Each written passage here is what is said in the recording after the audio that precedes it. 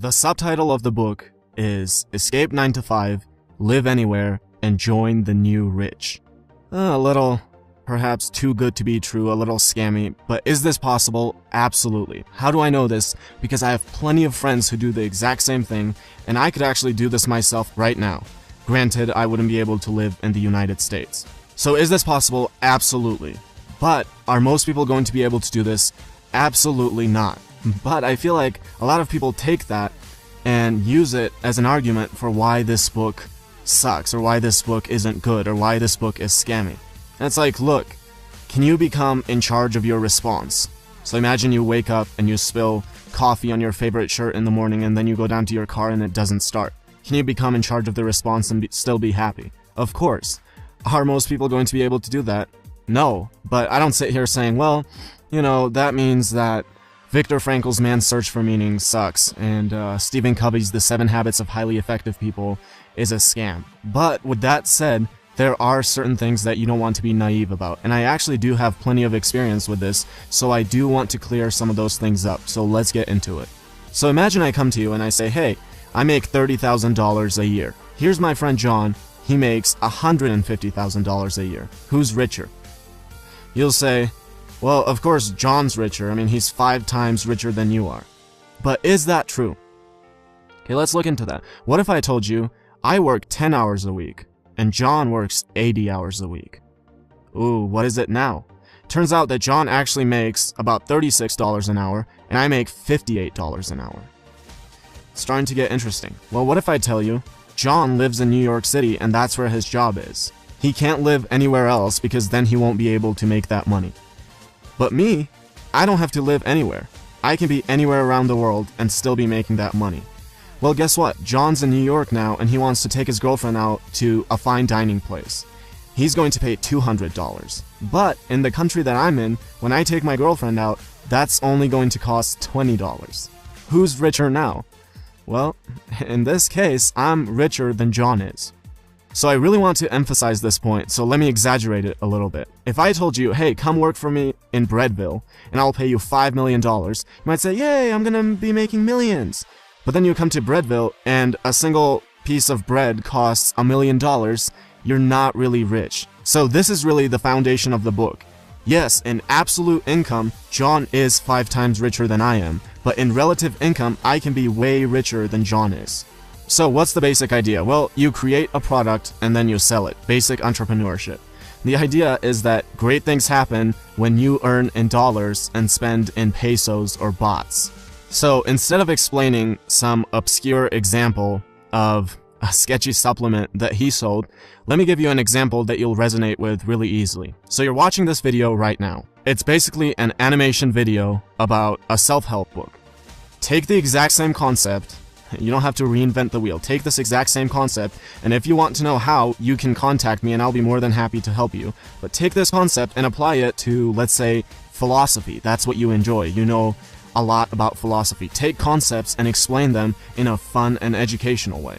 I can actually see that becoming a great success. Grow it a little bit, and then just through ad revenue, just through affiliate marketing, the resources that you're getting the information from, and maybe creating a little product, you can be there. I can actually see that as a great success. Now, here's how that's misleading, and the book does the exact same thing. I'm not lying, but I'm coming from my perspective. What I have to keep in mind is that the average person doesn't even know how it's possible to make money online.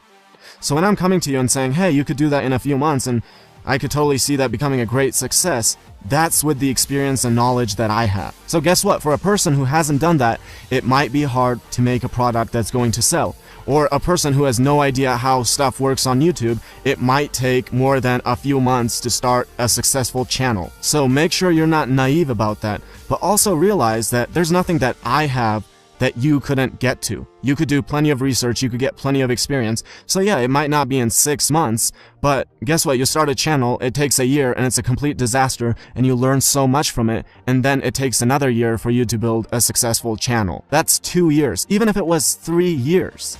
You know, what's the alternative? If this is what you want to do, the alternative is working for someone as a slave for 40 years. Now here's the next big thing, and a really important part of the book. Things don't take as much time as we think they should. So I was actually part of a well-respected, successful, one of the best organizations in the world.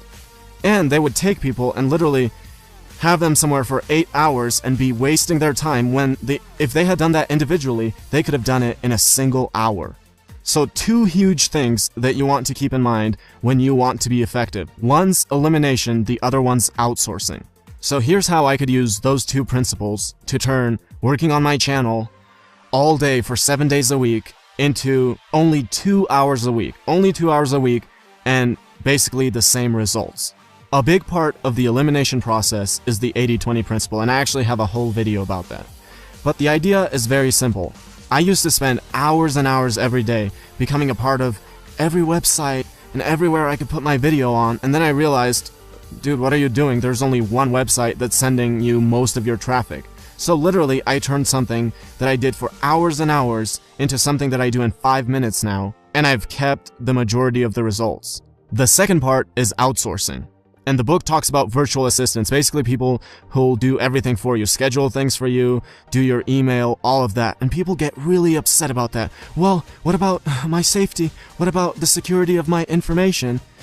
And it's like, look, first of all, what were you expecting? You're increasing your reward, so obviously your risk is going to increase. But even with that, you could do that really smart. But if you're not going to do that exact same thing, forget the details, think about the bigger picture, outsourcing. Focus on that. So in my case, the only reason I haven't outsourced the animation process for my videos is because I've actually enjoyed it.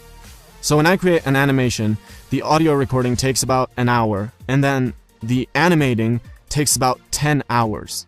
That's a lot of time. And look, I don't even have to go overseas to outsource that. I could outsource that to a kid here that goes to high school that has extra time, and I could pay him less than 5% of what the video is going to generate for me. And now each video only takes me an hour to make. So if I'm going to put out 2 videos a week, that would be 2 hours of recording and, a few minutes of marketing on just one website. That's it. But when I first started, I had no idea, and I would literally spend all day, every day doing those things, and I've kept all of those results, but now it's only going to take me about 2 hours a week when I start outsourcing. And get into the habit of outsourcing. Even if you don't need it, start doing it. Oftentimes, I'll meet a person, just a fully grown man, a 40-year-old man, and he'll brag about how he cut the grass all day yesterday and saved the money. And I'm sitting there thinking, so your entire day is worth $20? That's it? So get into the habit of this, even if you don't need it. The experience coming from it will be invaluable. You'll learn when you outsource it to the wrong person, and well, they're not doing the job right. Or they didn't get it done by the deadline. You'll learn so many things, but get into the habit of outsourcing things. So in conclusion, this is a great book. I mean, I know a lot about this topic, but I still learned so much. So I would definitely recommend reading it. But don't be naive about it. And I've addressed some of the things that can be a little bit misleading. But at the same time, don't take that as, well, I can't do it and someone else can. Is this possible? Absolutely. Are most people going to be able to do it? Absolutely not. Just like most people won't be able to become in control of their response to negative stimuli around them. Actually, that's probably harder for most people. But that's not a good enough reason to say why something doesn't have merit.